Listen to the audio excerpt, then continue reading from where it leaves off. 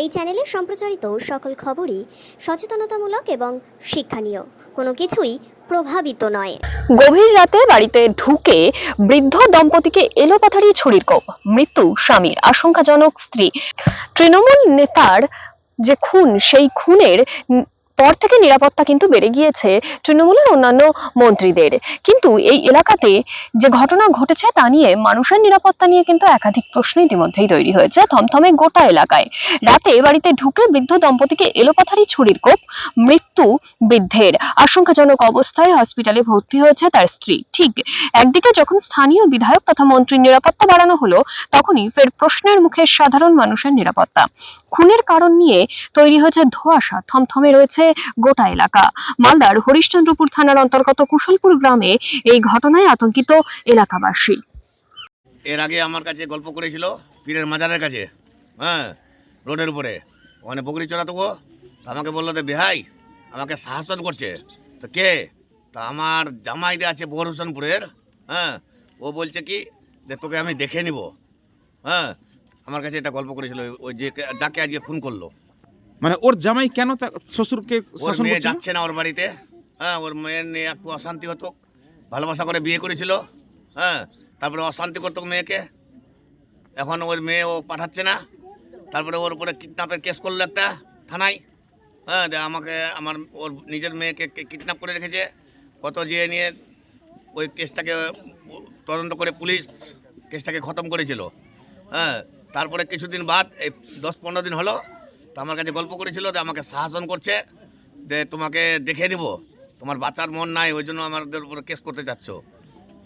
এই হুমকির পরেই কি খুন? হ্যাঁ, ওই হুমকির পরে আজকে খুন। কতজনকে মানে এখানে জখম করা হয়েছে? দুজনাকে। মারা কি গেছে? জসিমউদ্দিন আর আহত কে হয়েছে? ওর স্ত্রী। এখন আপনারা কি দাবি করছেন গ্রামবাসী হিসাবে? আমরা তদন্ত করে আসামিকে ধরা হোক, তার ফাঁসি হোক। আপনার নাম? তৈমুর রহমান, বাড়ি? বাড়ি কুশলপুর। স্বামী স্ত্রী বিছানায় শুয়েছিল।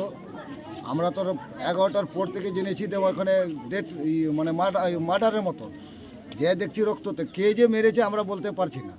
ঘুমিয়েছিল বলতে বাড়ির ভিতরে না বাড়ির বাইরে ছিল অসরাতে চৌকির মুখ। কতজন ছিল ঘুমিয়ে? স্বামী স্ত্রী। তো কটার দিকে এই খুনটা হয়েছে? 11টার দিকে।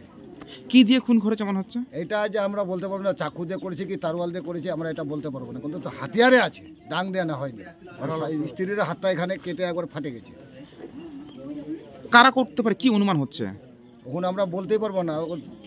জামাইয়ের ছোট জামাইয়ের সাথে একটু গন্ডগোল ছিল, যে এ করেছে কি কে করেছে আমরা ওটা বলতে পারবো না। মানে কি নিয়ে গন্ডগোল ছিল জামাইয়ের সঙ্গে? যে বেটি পাঠাচ্ছিল না।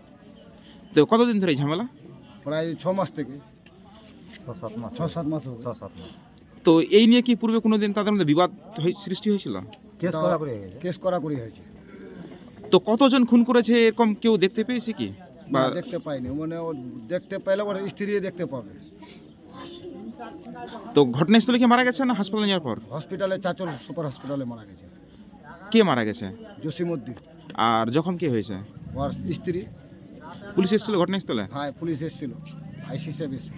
এখন আপনি কি দাবি করছেন একে নিয়ে? আমরা চাই গ্রামবাসী মিলে, তো আমরা সিবিআই চাই, এটাকে তদন্ত করে দেখা হোক কে আছে। আপনার নাম? টিপু সুলতান। আপনি কে? গাঙ্গুর বুথের মেম্বার। রাতে আমরা সবাই এখানে একটা ভলিবল খেলে ছেলেগুলো, তখন 10:30টার সময় ভলিবল খেলে সবাই বাড়ি গেলাম।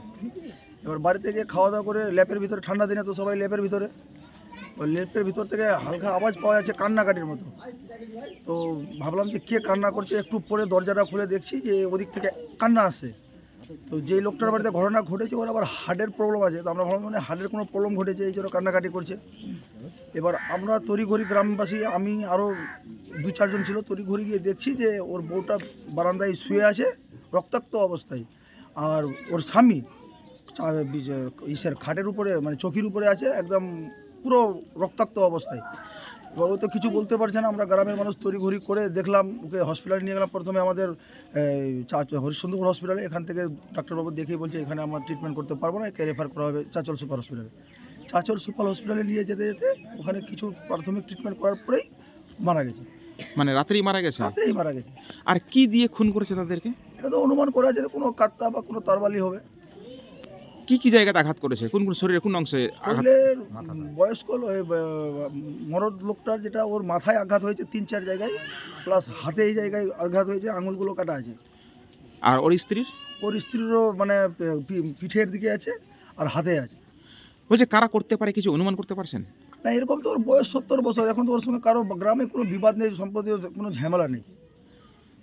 তার মেয়ের সঙ্গে নাকি তার একটা মেয়ের ঝামেলা ছিল একটা? একটা ইয়ের ছেলে, বহুরূপপুরের ছেলে, ওর মেয়েটাকে ফুসলে ফাসলে বিয়ে করে নিয়েছিল। তখন জানা যায় মানে ওটা ওখানে সংসার হলো না, মেয়েটা আবার নিজের বাড়িতেই চলে এসছে। ওটা নিয়ে একটা ঝামেলা চলছিল। তো এই ঝামেলার জন্য কি খুন করেছে শ্বশুর, কি মনে হচ্ছে কি তাই? না, আমরা তো কেউ স্পটে কাউকে দেখতে পাইনি যে কে করেছে খুনটা। ঘটনাস্থলে পুলিশ এসেছিল? হ্যাঁ, ওখানে প্রথমে আগে থানায় গিয়েছিল, ইয়েতে হসপিটালে গিয়েছিল আইসি সাহেব মেজবাবু, তারপর ওখান থেকে করার পরে আমাদের গ্রামে এসে ওই ঘটনাস্থলে গেছে, তদন্ত করে বলছে আমরা তথ্য বের করে দেবো। এখনো পর্যন্ত কিছু অনুমান? না, এখনও কোনো পর্যন্ত কোনো অনুমান নেই, সকাল হয়ে গেছে এখনও পুলিশ আসেনি। এখন আপনার কি দাবি করছেন? আমরা চাইছি যে পুরো ঘটনাটাকে তদন্ত করা হোক, সিবিআই মান করা যায়। আপনার নাম? আমার নাম নাইম আক্তার, আপনি কে? আমি এই গ্রামেরই একজন।